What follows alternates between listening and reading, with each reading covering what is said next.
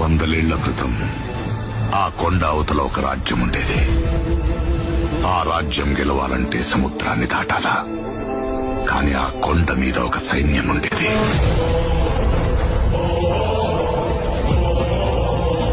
దేశం జల్లెడపట్టి రాజు తెచ్చుకున్న సైన్యం.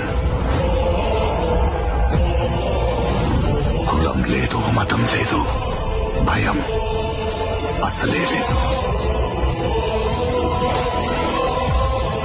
వాళ్ళ దైవం ఆయుధం, వాళ్ళ ఆయుధం ధైర్యం.